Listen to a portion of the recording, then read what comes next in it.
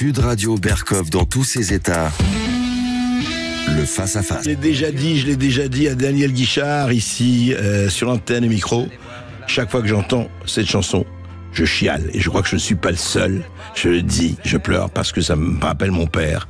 Et parce que même si ce n'est pas le même pays, et ce qu'il dit là, eh ben, nous sommes, je crois, des millions à le ressentir. Et c'est pour ça qu'aujourd'hui, vous savez, je finirai en fin d'émission à en parler. C'est la dernière émission de la saison.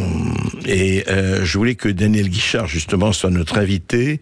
Parce que c'est pas seulement le chanteur Daniel Guichard, c'est le citoyen Daniel Guichard, c'est le français Daniel Guichard, et c'est l'homme.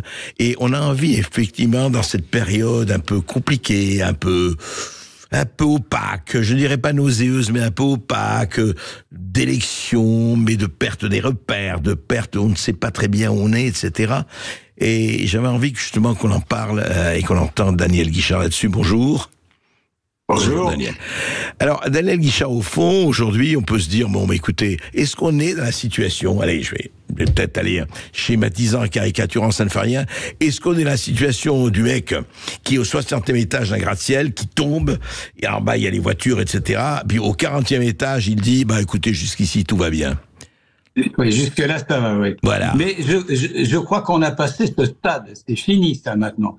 La personne qui dégringole les étages se pose même plus la question, c'est comment ça va se terminer quand on sera en bas. Parce qu'en réalité, ça fait des semaines qu'on est en train de dire qu'est-ce qui va se passer si, peu importe qui va gagner, peu importe qui aura fait une entourloupe pour les autres, comment ça va se passer. Je pense que là, on est dans une immense comédie, mais vraiment une immense comédie qui n'a pas la qualité des comédies qu'on jouait il y a 40 ou 50 ans. Ça doit faire une quarantaine d'années que les grands politiques, c'est-à-dire quels que soient les partis, ils avaient une stature, ils avaient une gueule, d'ailleurs, il doit rester que Mélenchon de cette époque-là. Tous ceux qui arrivaient de droite et de gauche, ils avaient eu un passé. Et d'ailleurs, ce que je dis souvent, c'est que ils étaient pour beaucoup députés-maires, sénateurs-maires, ils avaient le contact avec la population, ils se faisaient botter le cul quand ils faisaient pas le boulot, et qu'ils soient députés, sénateurs ou ministres, ils savaient qu'il y avait des gens en bas. Ici, on a une génération, même 2 ou 3 générations, comme un millefeuille, qui ne savent plus trop ce que c'est que la population pour qui ils travaillent. Mais alors, Daniel Guichard, vous déplorez, alors vous êtes cette interdiction pour un député ou un sénateur d'être maire de sa ville ou de son village. Complètement. Ouais. Ah oui, complètement. Moi, je pense que c'est une des grosses erreurs parce que la population d'un village ou d'une ville, ça ne se laisse pas faire. Il y a des gens qui votent pour vous, des gens qui votent contre vous, mais comme ils sont jamais contents, ils gueulent et ils vous secouent quand ils vous voient sur le marché. Alors que là, beaucoup de politiques qu'on a n'ont jamais travaillé de leur vie, quoi. Ouais, ça, hélas, ce n'est pas faux. Mais justement, vous parliez de cette génération d'il y a 30 ans ou 40 ans, et on pourrait les citer, mais enfin, que ce soit de Séguin à Mitterrand, il y en aurait trop. Mais aujourd'hui, quand même, qu'est-ce qui fait qu'il y avait le trop plein ou presque, et aujourd'hui, il y a le vide? Mais est-ce qu'il n'y a pas quand même une certaine... C'est quoi? C'est une médiocrité? C'est une absence? C'est quoi? C'est quoi? Non, ça n'est pas une médiocrité. C'est un petit peu comme ça s'est passé dans le show business, c'est-à-dire qu'il y avait les impresarios, il y avait les tourneurs, il y avait les artistes, et puis il y a eu des gens professionnels qui ont fait de l'événementiel. Là, aujourd'hui, on a des politiques qui sont encadrés par des gens spécialistes des médias, par des agences. Les conseillers. Et tous ces gens parlent à leur, voilà. Et ça parle à leur place. Ouais, et vous voulez dire, ils font de la com, quoi. Ils font de la com. Ils font de la com, ah oui, complètement, oui. Ouais. Et alors, justement, mais alors, dites-moi, je croyais que, enfin, je sais pas, vous avez lu la Constitution comme moi, démocratie, c'est fait, le gouvernement par le peuple, pour le peuple et au service du peuple, à peu près. Oui. Alors, le peuple là-dedans. C'est un slogan. Mais alors, le peuple là-dedans, on l'a dissous, on l'a oublié, on s'en préoccupe Non, on l'a pas dissous, on a besoin de lui. Si vous voulez, c'est la caution morale pour pouvoir vivre entre soi, peu importe les opinions politiques des uns et des autres, peu importe le cinéma qu'ils font, peu importe la sincérité avec laquelle ils s'expriment. S'il n'y avait pas de peuple, il jouerait dans un carré de sable. Il serait à faire des pâtés. Là, il y a le peuple et on dit le peuple est nécessaire. Évidemment qu'il est nécessaire. Si je faisais des spectacles, moi, avec personne devant moi, ça servirait pas à grand-chose. Oui, mais alors justement, ce peuple nécessaire, est-ce qu'on tient compte, alors je parle politique là, est-ce qu'on tient compte de ce qu'il dit ou de ce qu'il fait, ou à votre avis, on n'en tient pas beaucoup compte, et on voit ce qui se passe en ce moment? Non, là, on en tient à moitié compte tant qu'il vote pas. Mais quand il vote, s'il a mal voté, et parce qu'en France, on n'est pas comme dans certains pays, on peut pas faire revoter. L'entourloupe se passe dans les rideaux, derrière. Ouais. Alors l'entourloupe se passe dans les rideaux derrière, et puis les bonnes combinaisons, comme disait De Gaulle, les petits plats dans leurs petits pots. Mais au fond, quand même, ces gens, enfin, je veux dire, on se dit aujourd'hui, parce que vous savez, c'était amendé, on disait, c'était dans les années 68, on disait élection piège à con. Est-ce que vous, est-ce qu'aujourd'hui on ne pourrait pas dire abstention piège à con? Qu'est-ce que vous en pensez? On peut dire les deux. Je pense que je dis souvent à des proches qui me disent moi je vote plus parce que ça sert à rien. Je dis non, t'as tort. Si tu veux gueuler, va voter. Tu votes pour qui tu veux. Et après tu dis je suis pas content. Et puis il y a ceux qui votent et c'est pas un piège à con non plus. Je crois qu'il faut y aller en force parce que c'est le seul moyen d'avoir des soupapes de sécurité. C'est ce qui se passe avec les réseaux sociaux. Ouais. Il n'y avait pas des réseaux sociaux, mais ça aurait explosé depuis longtemps dans les rues. Les réseaux sociaux permettent de tout exprimer. Les bonnes, les mauvaises choses, on s'en fout, c'est pas ça qui est important. En réalité, je crois que on est dans une période de transition entre des moyens de communication qui sont relatifs, parce que les réseaux sociaux, ça touche des centaines de milliers de gens, des millions, mais ça suffit pas à résoudre des problèmes, mais c'est une soupape. Ouais. C'est une soupape.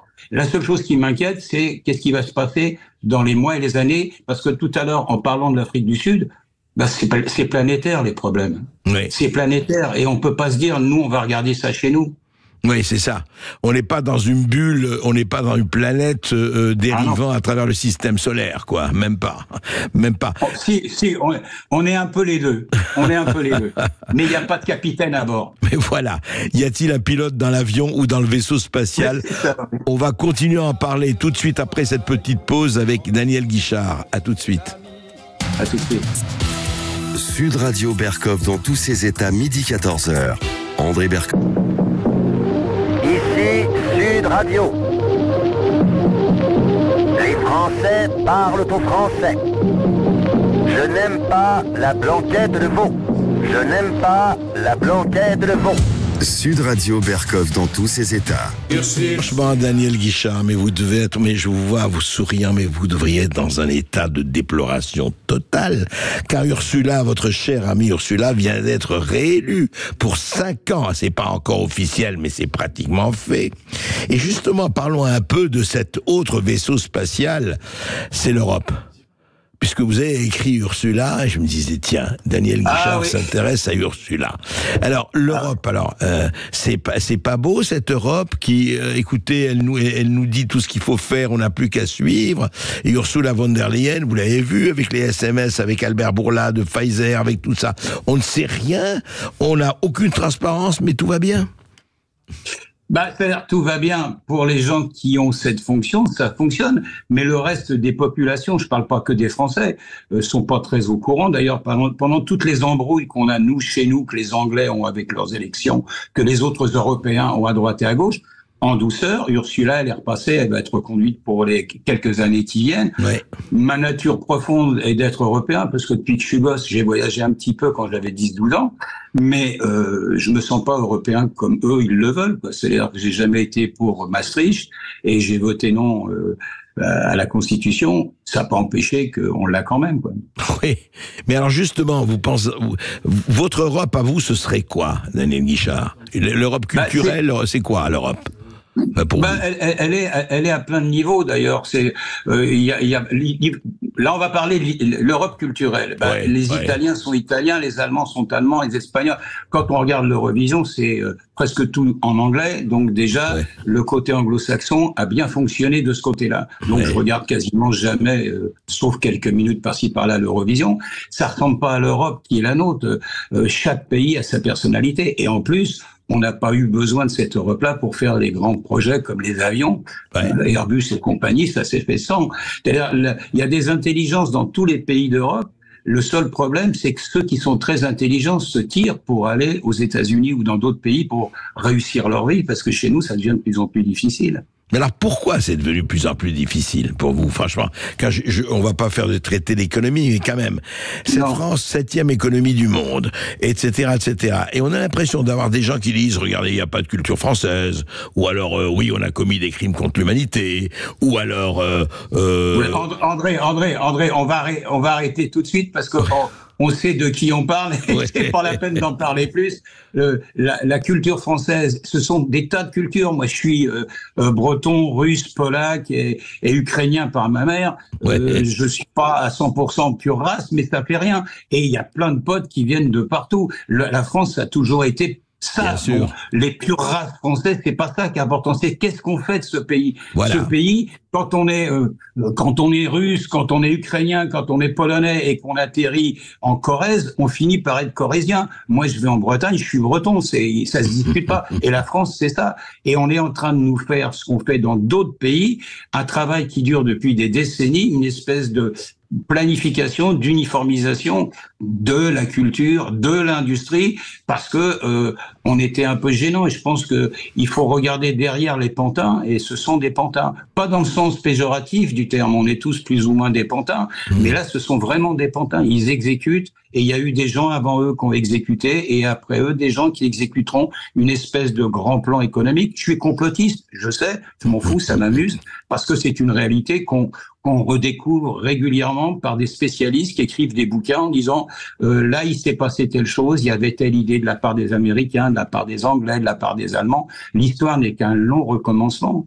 Oui, mais alors, Daniel Guichard, ils exécutent, on est bien d'accord, mais qui sont, et je ne sais pas les noms que je demande, qui sont les marionnettistes? Parce que derrière eux, il y a quand même des gens qui s'organisent, comme vous dites. Ceux qu'ils veulent, moi je lui dis les mondialistes, ils veulent qu'on parle une seule chanson, un seul rythme, une seule mélodie.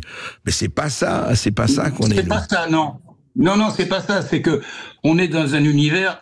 Si on reprend un peu d'histoire, il y a eu des siècles où les Anglais tapaient sur les Espagnols parce que ça les gênait.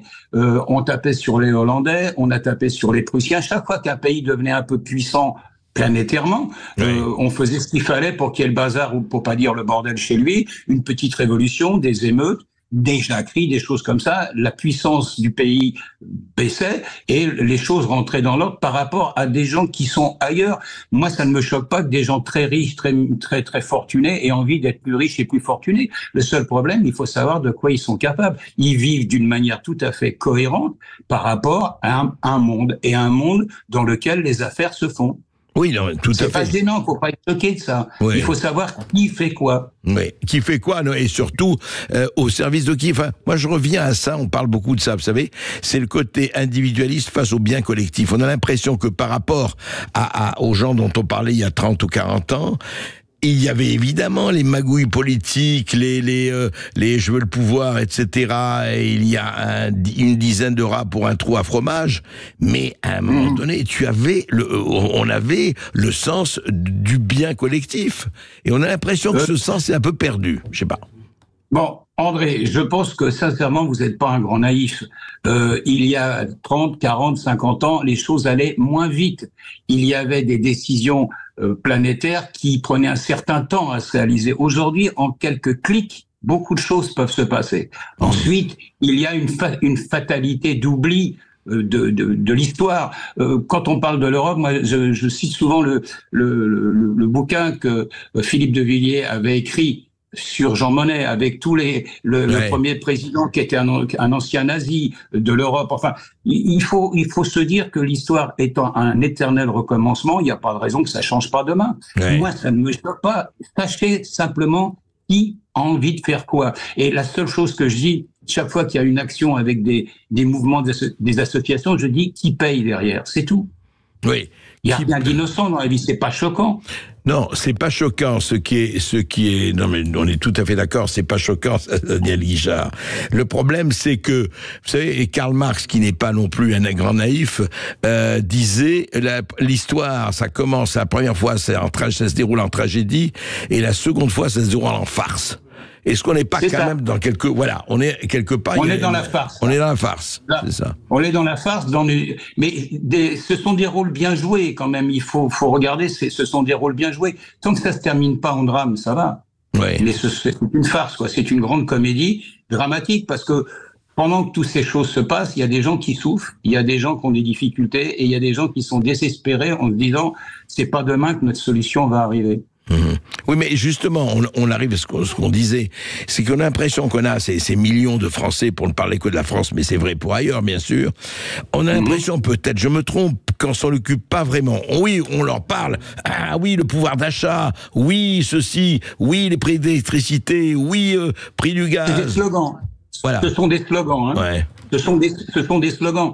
Parce que en réalité, je veux pas être méchant, mais il y a des fois. On est quantité négligeable pour beaucoup de ces gens décideurs, en réalité. Moi, je regarde comme un artiste sur la scène qui voit les spectateurs. J'attends ce qui va se passer avec les agriculteurs dans pas longtemps. J'attends ce qui va se passer comme événement qu'on ne souhaite pas pendant les Jeux Olympiques. J'attends le ras-le-bol des forces de police depuis des années qui sont sur le pont en permanence. Là, récemment, on va avoir, dans les jours qui viennent, les résultats des élections. Il y aura de la police, de la gendarmerie, peut-être même quelques militaires, pour pas qu'il y ait des heurts et des bagarres derrière. Il y en aura un peu, mais pas grand-chose. Mais ces gens sont à bout, sont épuisés. Qu'est-ce qui va se passer quand ils vont faire l'arme au pied, comme ça s'est passé avant le Potemkin? Parce qu'un jour, ça va arriver. On peut pas pousser les gens. Je crois que c'est un des corps de métier où il y a le plus de suicides, d'ailleurs, dans les forces de l'ordre. Oui, il y a un moment, il faut avoir du respect, de la considération pour les gens, quels qu'ils soient. Il faut avoir du respect, parce que là, il n'y a plus de respect. On est quantité négligeable parce que consommateur. Tout ce qui se fait en culturel, en activité, en commerce, c'est dans le sens de l'économie, c'est-à-dire consommateur, consommateur, consommateur. Ouais. Et on va continuer. Nous, là, quand on écoute Daniel Guichard, on n'est pas consommateur, on est consommateur. Et on va en parler. Avec tout de vous, suite. au 0826 300 300, vous nous appelez, vous posez toutes vos questions, vous intervenez dans l'émission. C'est la dernière d'André Berkoff cette saison. À tout de suite sur Sud Radio. Sud Radio Berkoff dans tous ses états, midi 14h. André Berkoff. Ici Sud Radio. Les Français parlent au français. Les carottes sont cuites. Les carottes sont cuites. Sud Radio Berkoff dans tous ses états. Je sais pas, mon cher Daniel, si c'est destiné aux politiques, là, mais Non. j'ai trouvé que c'était très d'actualité. Ne parle pas, ça fait trop mal. Ouais, c'est une chanson d'amour, mais en fait, Oui. elle est tout à fait de circonstance par Voilà. rapport à ce qu'on traverse en ce moment. Il y a des moments, il y en a certains des vrais stères. Qu'ils agissent, qui fassent des grands signes, qui fassent en sorte que les gens aient envie de voter pour eux et qui se taisent surtout. Ben oui, mais ils ne font que parler. Ils n'arrêtent pas. C'est ça. Moi, je suis fasciné. Encore une fois, il ne s'agit pas que ce soit gauche, droite, centre, haut On s'en et fout, bas. c'est pas important. Ça, ouais. Mais ils n'arrêtent pas une minute. Et c'est extraordinaire. Non, mais ce qui est extraordinaire, quand même, Daniel Guichard, c'est que ils disent le contraire, mais sans aucune, de ce qu'ils disaient il y a même pas 15 jours. C'est même pas il y a 3 mois ou un an, on a tout le monde. Même 3 jours avant. Même 3 jours avant. Même 3 jours avant. C'est pas gênant. Mais je crois que les boîtes de com sont les responsables de communication sont très forts, très bons. Ils leur font faire des conneries quelquefois, mais ils savent très bien qu'il faut pas en tenir au compte. C'est pas grave, on oublie. Vous savez, il y a une anecdote qui me revient de temps en temps. Ouais. J'étais allé en Chine, j'avais chanté à Pékin et je rentrais. Et on avait appris à ce moment-là qu'il y avait un avion coréen qui avait été abattu par la chasse soviétique. Vous savez, qui était au-dessus des îles Sakhalines. Ah oui. Et je crois que ça devait être Gromyko qui était ministre des Affaires étrangères de l'Union soviétique, enfin dans cette époque-là.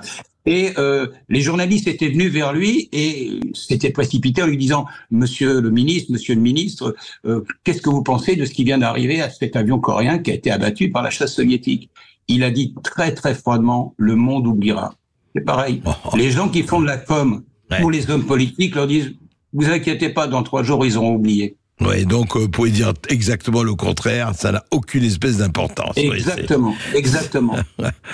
Mais dites-moi, je voudrais qu'on parle quand même, qu'on n'oublie pas la chanson, qu'on n'oublie pas tout cela, parce que c'est très très important. Et puis je veux dire, je repensais, on a passé des chansons de Béranger, on a passé, et une chose quand même, je sais, mais j'aurais à avoir votre avis. Moi, je suis très frappé par quelque chose. On parle, vous savez, quels sont les 2 plus grands chants révolutionnaires de France? C'est la Marseillaise et le chant des partisans. Bon. Ouais. En tout cas, bon, et pour des tas de raisons. Or, ce sont les chansons, les hymnes les plus belliqueux qui soient. Marseillaise, marchons, marchons, qu'un sang impur abreuve nos sillons, et le chant des partisans qui est sublime. Allez, sortez. La mine, descendez des collines, camarades.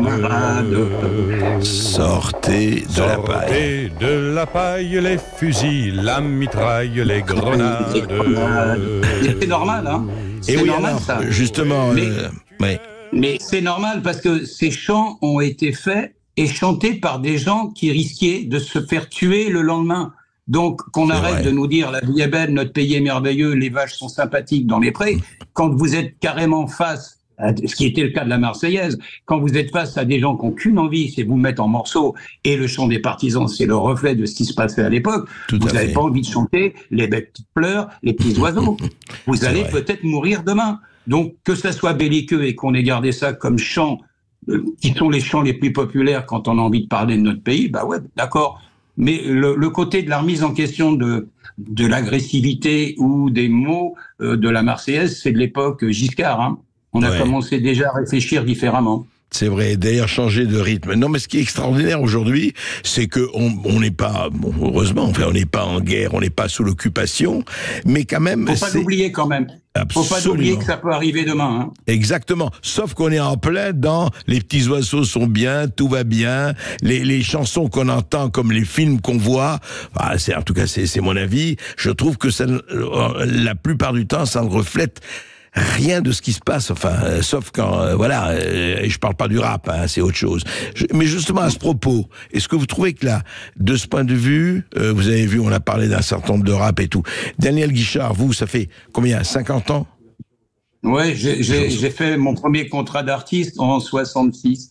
Ça va 66. Faire bientôt 60. Allez non. Ouais, c'est presque 60 ans. Et ouais. Est-ce que, au fond, sans dire que c'est mieux avant ou pas mieux avant, qu'est-ce qui a changé pour vous par rapport aux années que nous vivons aujourd'hui dans ce domaine? Alors, la technique nous a amené des choses fabuleuses, mais nous a rendu surveillés en permanence sur ce qu'on peut dire, sur ce qu'on peut faire. La technologie, et c'est génial parce qu'on peut faire un disque dans sa chambre, mais d'un autre côté, on pouvait dire beaucoup de choses avant. Tout n'était pas judiciarisé. C'est-à-dire que chaque fois qu'on faisait un pet de travers, on n'envoyait pas des avocats, des procédures et du reste. Et on est arrivé dans une espèce d'état d'esprit qui fait que plus c'est uniforme, plus c'est mou, plus c'est sans intérêt et mieux c'est. Dès qu'on commence à parler un petit peu, ça devient différent. Alors moi, je préfère avant pour ce qui était de la liberté, parce que c'était la vraie liberté de parole. Aujourd'hui, c'est une espèce d'ersatz. Et puis, pour parler de la chanson, vous parliez tout à l'heure de la chanson, de tout ce qu'il y avait sur scène, tout ce qu'on pouvait faire. Ouais. Mon fils Joël m'a dit un truc tout à l'heure, il m'a dit, tu sais, papa, les politiques sont tellement marrants qu'il y a beaucoup plus d'humoristes que de chanteurs.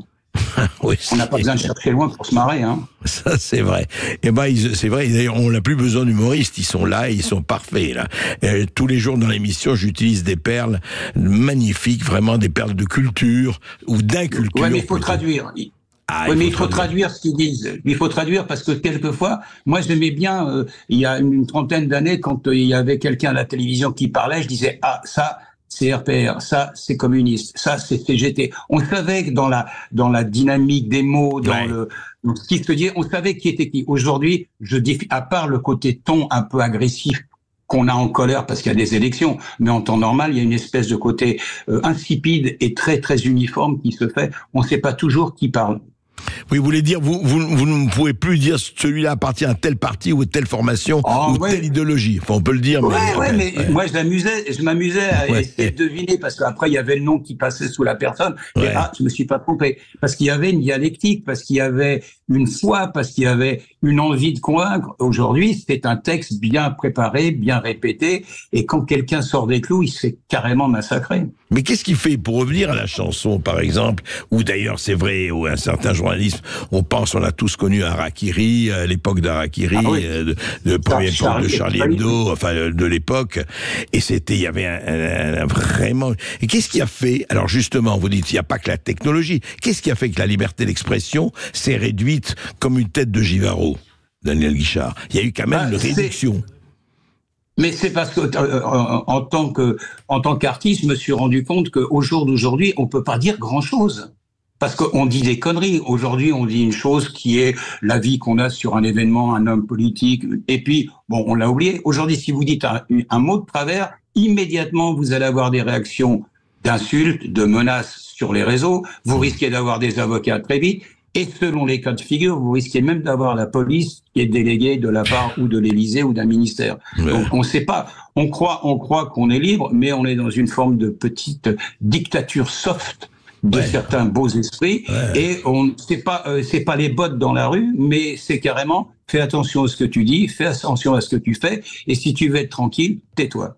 Ne parle pas. Vous voulez dire que ce n'est plus le gravier de Hitler et Pol Pot, mais c'est la vaseline de tout ça. Oui, j'aime beaucoup le terme de vaseline, ça glisse mieux, mais effectivement, c'est pas Pol Pot, c'est pas Staline, c'est pas Adolphe, mais c'est beaucoup plus insidieux. Il faut pas croire que ça vient juste d'arriver, hein. Ça fait des décennies que ces choses-là ont été en place. Quand on regarde, par exemple, historiquement, il y a des personnages de la haute politique américaine dont les papas étaient banquiers et finançaient des usines en Allemagne. Pendant la guerre, ça les a pas gênés. Il y a eu tout un tas de choses qui sont passées pendant des décennies avec les grandes finances du monde, parce que les affaires sont les affaires. Ça n'a pas traumatisé plus que ça les populations.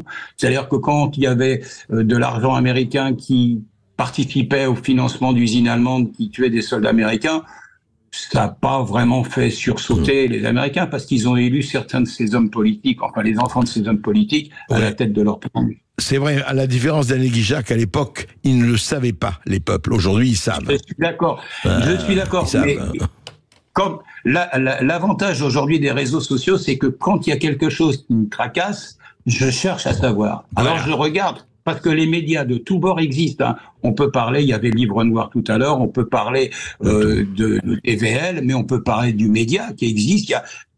Vous cherchez une hypothèse, une explication, vous la trouvez. Absolument. Elle vous plaira pas, mais elle existe. Elle existe, absolument. Je crois que nous avons des auditeurs. Oui, c'est Jean-Marc qui nous appelle depuis Narbonne. Bonjour Jean-Marc. Oui, bonjour Jean-Marc. Bonjour Jean-Marc. André, bonjour Daniel. Alors déjà André, je voudrais vous remercier pour toute la saison que vous nous avez fait vivre.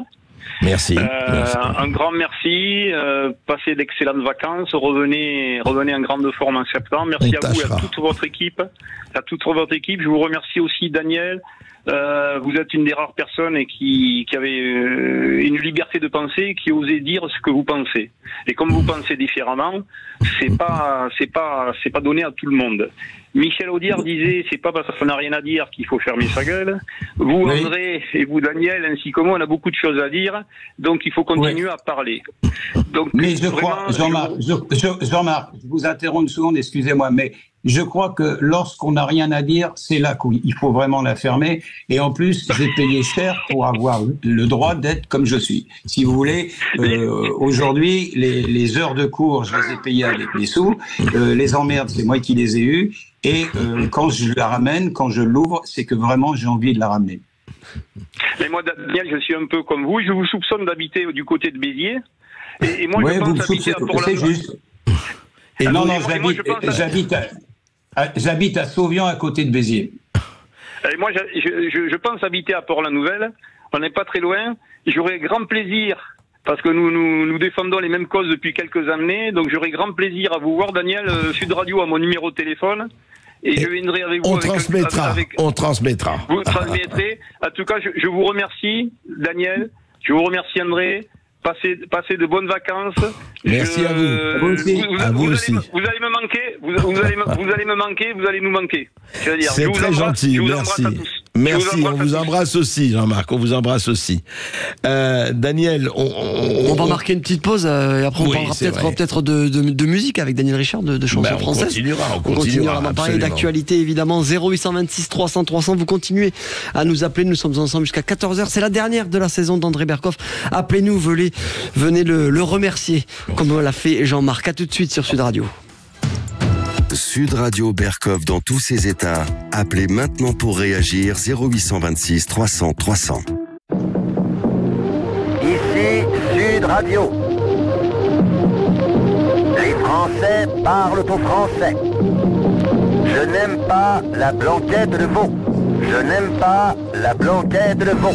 Sud Radio Berkoff dans tous ses états. Formidable, Daniel Guichard, je sais que c'est pas du tout écrit pour ça, pas du tout, mais quand même, hein, le type qui va à les urnes et qui voit les résultats. Lundi matin, André, lundi matin, voilà, faut pas pleurer comme ça ira. Non, non, mais c'est formidable, mais c'est vrai, non, mais c'est ça le pouvoir aussi formidable de la chanson quand elle est réussie, quoi, elle parle, et c'est tellement important. Au fond, vous savez, c'est quand je vous écoute, Daniel Guichard, je pense à cette phrase du poète René Char qui disait « La lucidité est la blessure la plus proche du soleil ». C'est peut-être ça qui est important, hein, la lucidité, hein, qu'on garde la lucidité. Non. Mais c'est dur, hein. C'est dur, parce que c'est quand même plus facile de se faire embarquer par les illusions, par les beaux discours, mais la lucidité, le réalisme par rapport à qui se passe, parce que la vie est une chose qu'il faut passer, ou alors il faut carrément se transformer en grenouille. Mais là, pour l'instant, c'est assez difficile. Oui. Je me permets juste une petite réflexion, parce que pendant la pub, je parlais avec Joël, mon fils, et il me disait, tu sais, papa, le côté moderne des choses, c'est formidable. Grâce au réseau, on est tous dans une bulle. C'est-à-dire qu'on croit être libre, on croit discuter, mais on ne parle qu'entre nous. C'est des bulles. Il faut aller voir ce que les autres racontent. Avant, au café, il y avait de la discussion. Tout le monde n'était pas d'accord. Il y avait des ouvriers, il y avait toutes sortes de gens qui n'étaient pas d'accord. Là, maintenant, sur les réseaux, on est beaucoup entre nous. C'est une bulle. Ce sont des bulles contrôlées. Oui, à cause d'algorithmes. Mais je suis pas tout à fait d'accord avec Joël là-dessus, parce que je crois justement, enfin moi, vraiment, je suis beaucoup sur les réseaux, et je crois que le réseau, attention, il faut pas l'utiliser uniquement comme café du commerce. Il y a, on vous renvoie à des chroniques, on vous envoie à des études, on vous envoie à des enquêtes dont la presse ne parle jamais. Je peux vous dire, dont les médias dits officiels ne parlent jamais, et c'est très important justement, parce que l'alternative de ce point de vue a créé un véritable bouleversement. Moi, je veux dire, il y a des choses, je peux vous dire en tant que journaliste, que je vais pêcher dans les réseaux, parce que je ne les ai vus nulle part, et après, je vois que c'est totalement non seulement vrai, après il faut vérifier. Mais pour revenir, on est d'accord là-dessus. Au fond, c'est la langue des Ops, hein, André. C'est comme la langue des Ops, c'est le meilleur et le pire. On y trouve tout le formidable et on y trouve toute la médiocrité. Mais mon cher Daniel, qu'est-ce que c'est que la vie sinon l'indissociabilité de la merde et des étoiles? Belle définition. C'est absolument consubstantiel.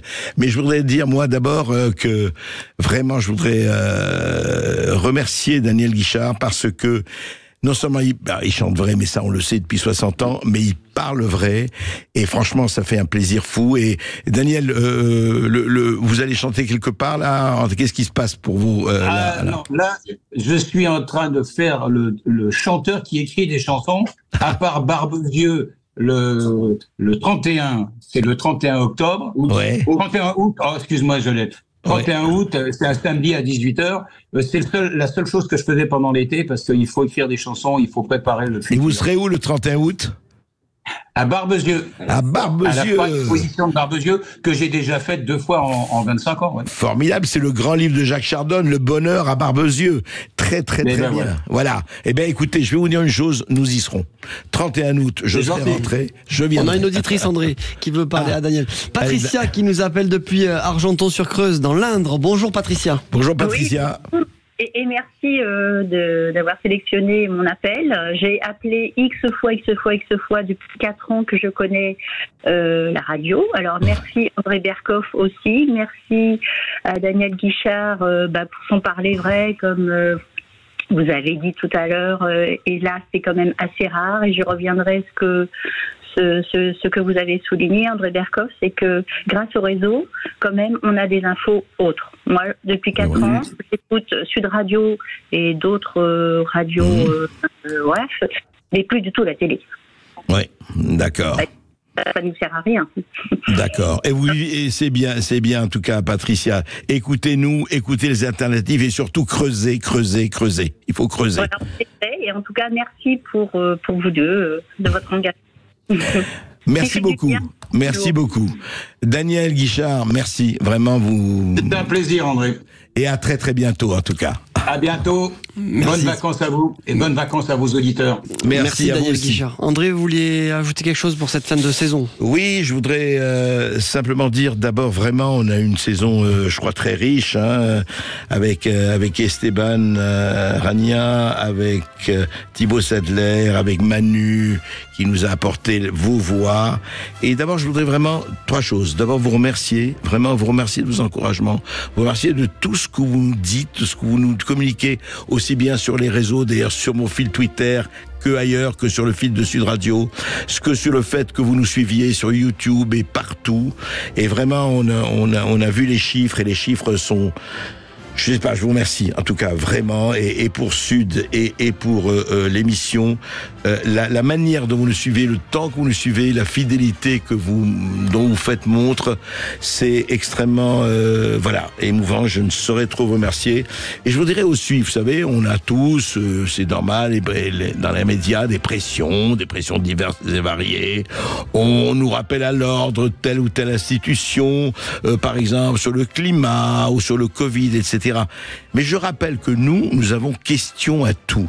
Nous n'avons pas, si vous voulez, dans ces domaines-là, je rappelle que la science n'est pas une vérité révélée, la science n'est pas une religion, que telle ou telle institution ne peut pas prétendre jamais au monopole de la vérité, que ce soit le GIEC ou autre. Il n'y a pas de vérité révélée en science. Il n'y a pas de médecins qui sont les bons médecins et d'autres les mauvais médecins. Il n'y a pas que les médecins de plateau et les autres qui sont vilipendés. Il n'y a pas des gens qui doivent être condamnés à l'invisibilité. C'est ça le plus grave. Il y a des gens formidables, des savants, des gens du CNRS et tout ça, que pendant des mois et des années, on a invisibilisé. On a frappé du sceau de l'infamie. On a frappé effectivement de l'opprobre. Non. Et qui leur disait ça? Des gens qui n'existent rien, des philosophes, des faux ou des vrais philosophes, des gens qui ne connaissent rien au domaine dont on parlait et qui donnaient leur avis. Tel est bien, tel est mauvais, tel est bon, tel est mauvais. Et nous avons été effectivement, on a essayé de faire taire un certain nombre de gens, que ce soit des pharmaciens ou des médecins ou des soignants ou autres, qu'on a suspendus et autres. Et nous, je vais vous dire, on est là pour non pas dire la vérité, justement, on va pas jouer comme les autres, pour poser des questions, pour enquêter, pour savoir ce qui se passe, et pour ne pas dire « Ah oui, tel est dans le camp du bien », tel est dans le camp du mal. Cette espèce de pensée binaire qui règne trop, et dans trop d'endroits, et dans trop d'institutions qui devraient être attachées à la liberté d'expression, et non pas à l'étouffement, non pas à faire les étouffoirs. C'est ça, notre mission. Et moi, si je suis là, c'est pour ça, sinon je ne vois pas à quoi on sert. Voilà. Et n'oubliez jamais que la liberté ne s'use que si l'on ne s'en sert pas. C'est valable pour vous comme pour nous. Et très très très bonnes vacances, et évidemment, j'espère, à bientôt. Et bonnes vacances à vous, André. Merci au nom de toute l'équipe de nous avoir fait vivre une saison riche en intensité, en émotion. Et merci à tous les invités d'être venus, tous les auditeurs de nous avoir appelés, surtout 0826 300 300. Vous continuez à nous appeler. Berkoff dans tous ses états, ça continue dès demain avec Philippe David entre midi et 13h, puis la semaine prochaine. Et André Berkoff, vous serez avec Céline Alonso demain quand même pour la culture. Absolument. Et ne ratez pas l'émission de demain, 13h-14h, la culture dans tous ses états. C'est des des révélations incroyables sur la gestion des Jeux Olympiques. Incroyable, vraiment. Donc 13h, 14h aux côtés de Céline Alonso et demain, Philippe David sera aux commandes de midi à 13h à demain sur Sud Radio. Tout de suite, c'est Brigitte Lahaye. Radio. Sud Radio. Parlons vrai. Parlons vrai. Sud Radio. Parlons vrai.